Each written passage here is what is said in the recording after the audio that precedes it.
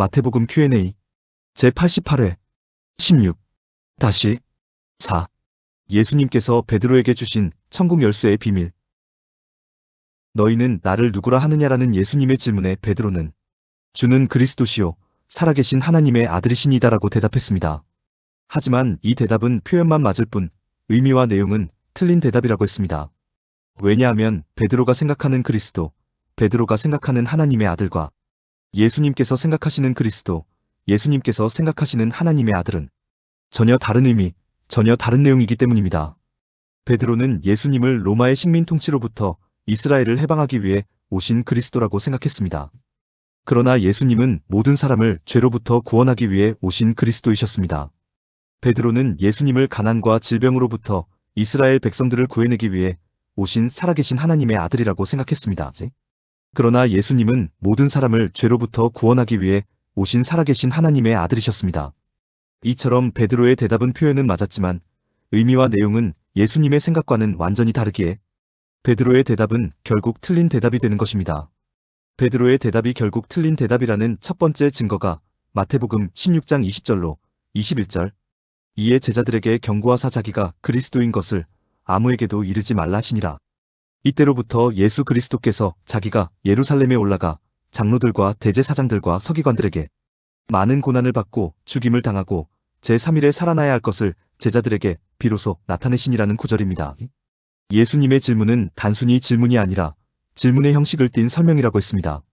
너희는 나를 누구라 하느냐라는 질문에서 시작된 이야기가 계속해서 예수님의 사역 이야기로 넘어가고 있습니다.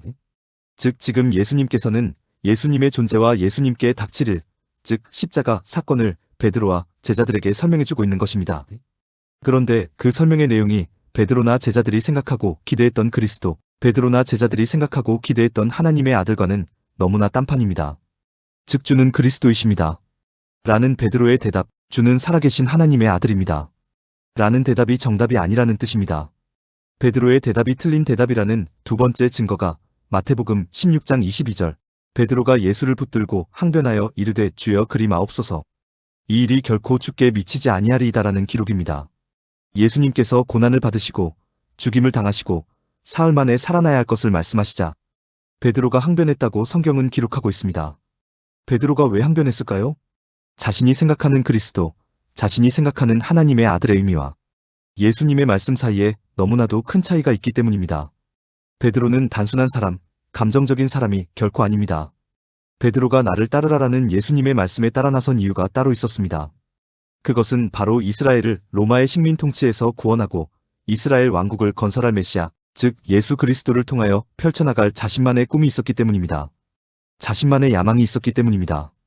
베드로의 생각에 예수님께서 하셔야 할 예수님의 일이 있습니다. 더 정확하게 말하면 예수님을 통해서, 예수님을 이용해서 자신이 해야 할 일이 있고 자신이 이루어야 할 일이 있는 것입니다. 베드로는 자신이 무엇을 해야 하는지, 또 어떤 결과를 만들어내야 하는지 나름대로 구상이 되어 있고 계획을 세워놓았습니다. 그런데 그 구상 속에, 그 계획 속에 지금 예수님께서 말씀하신 일, 즉 예수님이 죽임을 당하는 일은 없는 것입니다. 다시 말해 예수님의 죽음을 아예 생각조차 하지 않는 것입니다. 예수님께서 죽으면 자신의 모든 구상과 모든 계획이 다 틀어지는 것이기에, 모든 것이 끝장나는 것이기에 예수님의 말씀에 항변하는 것입니다. 예수님을 위해서 항변하는 것이 결코 아닙니다. 예수님의 안위를 걱정해서 항변하는 것이 결코 아닙니다. 단지 예수님께서 죽임을 당할 것이라는 말씀이 자신의 계획과는 전혀 일치하지 않기에 항변하고 있는 것입니다. 이런 베드로의 항변에 예수님은 어떤 반응을 보이실까요?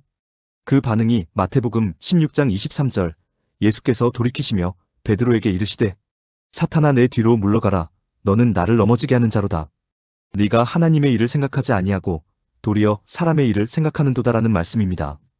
예수님께서 베드로를 사탄아라고 부르신 것, 또 말씀하시는 분위기로 보아서 정말로 예수님께서 아주 신랄하고 단호하고 엄격하게 베드로를 꾸짖는 것처럼 보입니다.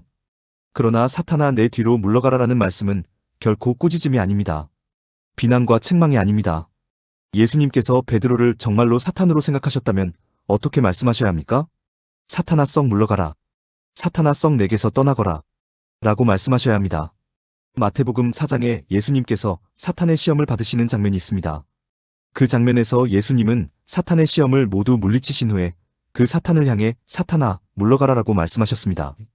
그런데 오늘 베드로를 향한 예수님의 말씀은 사탄아, 물러가라라는 말씀이 아닙니다. 사탄아, 내 뒤로 물러가라라는 말씀입니다. 즉 지금 예수님은 사탄 대하듯이 베드로를 대하시고 있는 것이 아니라는 뜻입니다. 예수님은 지금 베드로의 마음도 다 아시고 베드로가 무슨 말을 할지도 다 아시고 베드로가 왜 그렇게 말하는지도 다 아시는 것입니다. 여쭈어 보겠습니다. 베드로가 예수님께서 예고하신 십자가 사건에 대해 항변한 것이 베드로의 탓일까요? 그렇지 않습니다. 베드로의 탓이 아닙니다. 모두 죄의 탓입니다. 그 죄로 인해 베드로는 죄인의 한계를 드러내는 것이고 그 죄인의 한계를 다 아시는 예수님이시기에 사탄아, 물러가라라고 말씀하시는 것이 아니라 사탄아, 내 뒤로 물러가라라고 말씀하시는 것입니다. 즉 이 말씀은 베드로야, 사탄을 피해 내 뒤로 숨거라 라는 의미의 말씀이 되는 것입니다. 사탄아라고 표현했다고 해서 결코 베드로를 꾸짖고 책망하는 것이 아니고 베드로가 제자로서 자격이 없음을 선언하시는 것이 아닙니다. 예수님은 모든 것을 다 이해하시고 다 끌어안아 주시는 것입니다. 그것이 바로 하나님께서 일하시는 방식이고 예수님께서 일하시는 방식입니다. 예수님께서는 사탄아 내 뒤로 물러가라라고 말씀하신 이후에 계속해서 베드로를 향해 네가 하나님의 일을 생각하지 아니하고 도리어 사람의 일을 생각하는도다 라고 말씀하셨습니다. 이 말씀도 베드로를 책망하는 말씀이 아닙니다. 왜냐하면 베드로는 그가 할 수 있는 범위 내에서 최선을 다한 것이기 때문입니다. 그가 알고 있는 지식, 그가 가지고 있는 경험, 그가 가지고 있는 능력을 총동원해서 사람의 일을 생각한 것이고 그것의 결과로 예수님께 항변한 것이기 때문입니다. 이 말을 달리 표현하면 베드로가 그의 지식, 그의 경험, 그의 능력을 총동원해도 하나님의 일을 결코 생각할 수 없다는 뜻입니다. 하나님의 일을 절대로 알 수 없다는 뜻입니다. 그렇습니다. 베드로는 최선을 다했습니다. 그의 역량을 총동원했습니다.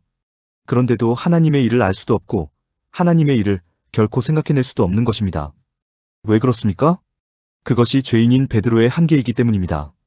예수님께서는 이런 베드로의 한계를 아실까요? 모르실까요? 당연히 알고 계십니다.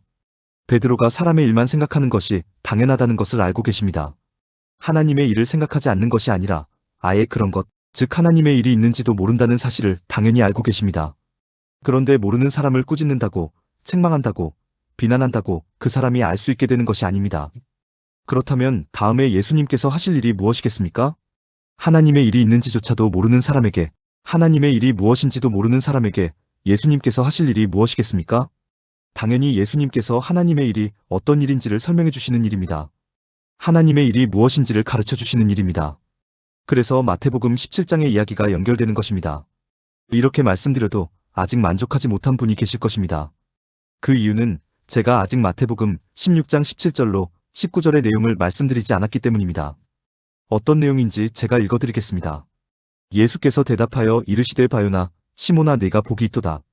이를 내게 알게 한 이는 혈육이 아니요 하늘에 계신 내 아버지시니라. 또 내가 네게 이르노니 너는 베드로라. 내가 이 반석 위에 내 교회를 세우리니 음부의 권세가 이기지 못하리라.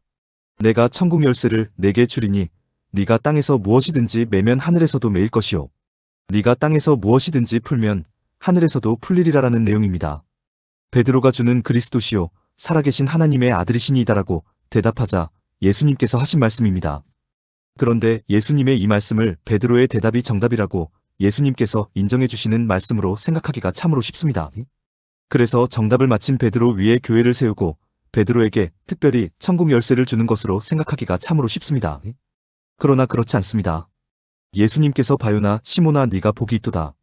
이를 내게 알게 한 이는 혈육이 아니요 하늘에 계신 내 아버지시니라라고 말씀하셨습니다. 우선 이 말씀에서 바요나 시몬아라는 표현은 요나의 아들 시몬아라는 의미의 표현입니다. 당시 이스라엘에서 누구누구의 아들이라고 할 때 아버지의 이름 앞에 바자를 붙이는 풍습이 있었습니다. 유사한 예가 예수님의 은혜로 눈을 뜬 바디메오입니다. 바디메오는 맹인의 이름이 아니라 디메오의 아들이라는 의미가 되는 것입니다. 중요한 것은 바요나 시모나가 아니라 그 뒤에 이어지는 말씀. 네가 복이 있도다 이를 내게 알게 한 이는 혈육이 아니요 하늘에 계신 내 아버지시니라라는 말씀입니다.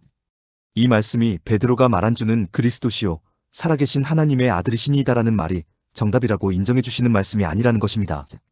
이 말씀은 다른 사람들이 예수님을 세례 요한이라고 하고 엘리야라고 하고 예레미야나 선지자 중에 하나라고 할 때 주는 그리스도시요 살아계신 하나님의 아들이시니이다라고 베드로가 대답한 것이 그래도 나은 대답이라는 의미의 말씀입니다. 표현은 맞고 내용은 다르기에 결국은 오답이기는 하지만 그래도 그렇게 대답하는 것이 대단한 일이라는 것이고 그런 대답이 나올 수 있었던 것도 결국은 하나님의 은혜로 말미암은 것이라고 말씀하시는 것입니다. 절대로 베드로의 대답이 정답이라고 인정해 주시는 말씀이 아닙니다. 이렇게 말씀드리면 너는 베드로라 내가 이 반석 위에 내 교회를 세우리니 음부의 권세가 이기지 못하리라라는 말씀을 토대로 결국 베드로가 정답을 맞힌 것이고 그래서 베드로라는 반석 위에 교회를 세우시겠다고 말씀하시는 것이 아니냐고 따지실 분이 계실지도 모릅니다. 그러나 오해입니다. 돌이라는 의미의 베드로를 그럴듯한 우리말로 번역하면 반석이 되기 때문에 이런 오해를 하게 되는 것입니다. 여기서 반석은 베드로가 아니라 하나님입니다.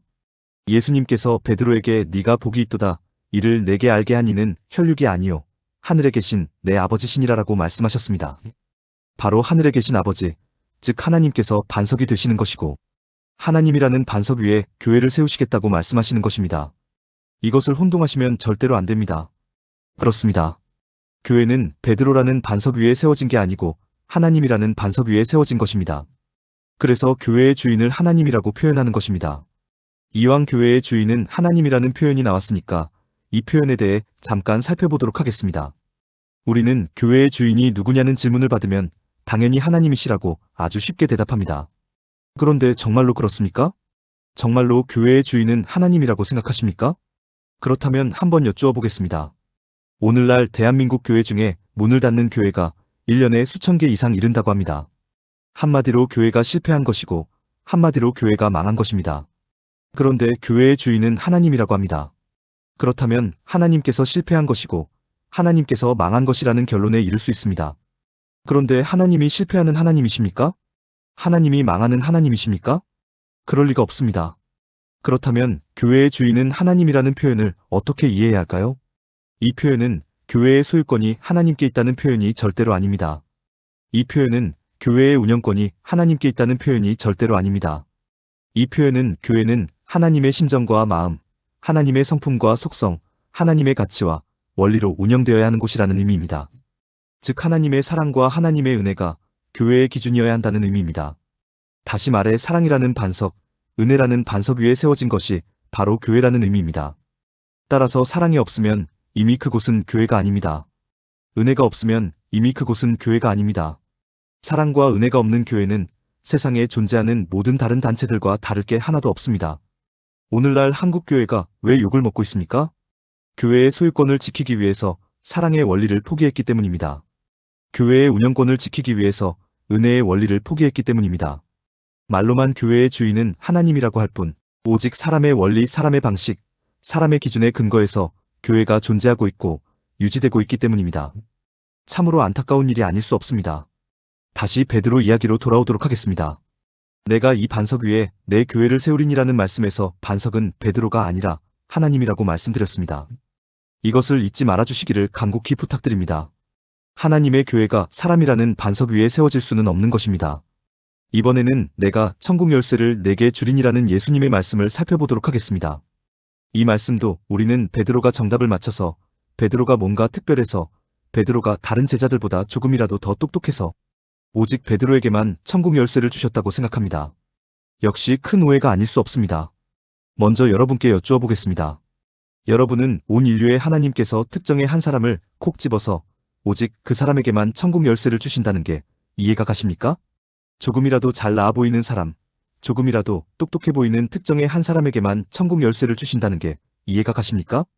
이게 하나님의 방식이고 이게 하나님의 원리라고 생각하십니까? 그렇게 생각하실 분은 아무도 안 계실 것입니다.